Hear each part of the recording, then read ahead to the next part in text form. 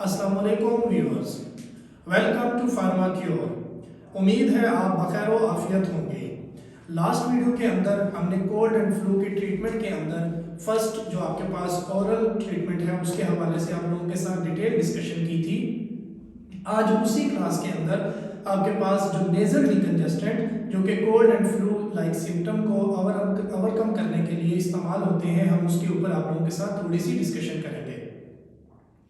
सबसे पहले हम नेजल डिकंजेस्टेंट की बात कर लेते हैं कि नेजल डिकंजेस्टेंट क्या होते हैं।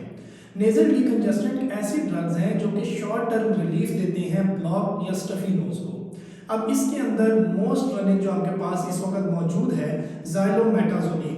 ज़ाइलोमेटाज़ोलिन जो कि ब्रांड नेम ज़ाइनोसिन से आता है। अब इसकी हम सबसे पहले देख लेते हैं कि ज़ाइलोमेटाज़ोलिन जो है उसका मैकेनिज्म ऑफ एक्शन क्या है। ज़ाइलोमेटाज़ोलिन जो है वो अल्फा एड्रिनर्जिक रिसेप्टर के साथ जाके बाइंड करता है और वैसोकंस्ट्रिक्शन करके आपके पास नेजल वेसल्स की जो कंजेशन है उसको ख़त्म करता है। सेकेंडली हम इसकी इंडिकेशन की बात करेंगे। मेनली इसकी जो है 3 इंडिकेशन है। सबसे पहली इंडिकेशन है इसकी नेजल डिकंजेशन, सेकेंड साइनोसाइटिस, जैसे आपके पास कोल्ड एंड फ्लू के अंदर साइनोसाइटिस हमने ऑलरेडी आप लोगों के साथ डिस्कस किया था कि साइनोसाइटिस हो जाता है, ये उसको भी जो है ट्रीट करने के लिए इस्तेमाल होता है। थर्ड आपके पास एलर्जिक रिएक्शन जो है उसके अंदर भी इसको इस्तेमाल किया जाता है, जिसमें हे फीवर वगैरह आ जाता है या फिर सीजनल राइनाइटिस आ जाता है, उसमें भी ये ड्रग ऑफ चॉइस के तौर पे इस्तेमाल होता है। इसके बाद क्योंकि ज़ाइलोमेटाज़ोलिन जो है उसका mechanism of action alpha adrenergic receptor के साथ जाके बाइंड होता है, इसीलिए इसकी 2 मेजर कंट्राइंडिकेशन है।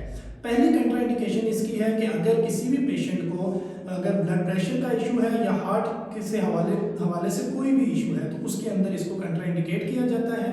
इसी तरह से डायबिटिक पेशेंट के अंदर भी इसको कंट्राइंडिकेट किया जाता है, क्योंकि इसका अगर ऑन अ ब्रॉडर टर्म देखा जाए कि इसका जो मैकेनिज्म ऑफ एक्शन है कि ये अल्फा को एक्टिवेट करने के बाद बीटा एड्रिनर्जिक रिसेप्टर्स को भी एक्टिवेट कर देता है। और सेकेंडली आपके पास अगर ओवर एक्टिव थायराइड ग्लैंड है तो उसके अंदर भी इसको अवॉइड किया जाता है। नेक्स्ट हम इसके साइड इफेक्ट्स की बात कर लेते हैं। साइड इफेक्ट्स इसके मेजर 3 से 4 हैं। उसमें सबसे पहला है बर्निंग सेंसेशन। आपके पास ये जो साइनस की है एरिया, इसके अंदर बर्निंग सेंसेशन आ जाती है, ड्राइनेस ऑफ माउथ आ जाता है। तीसरा इसके पास रनी नोज या स्नीजिंग आ जाती है। हालांकि ये रनी नोज या स्नीजिंग के लिए इस्तेमाल हो रहा है, लेकिन कुछ पेशेंट को इसके जो ड्रग एक्टिव इंग्रेडिएंट है उससे अगर हाइपर सेंसिटिविटी हो जाए तो उनके अंदर ये साइड इफेक्ट आ जाता है। अब सेकेंड जो आपके पास चॉइस है इसमें नेजल डिकंजेस्टेंट में, वो हमारे पास है फ्लूटिकासोन। फ्लूटिकासोन जो कि एवमिस ब्रांड नेम के अंदर आ रही है, इसके बारे में हम थोड़ी सी डिटेल आपके साथ डिस्कस करेंगे।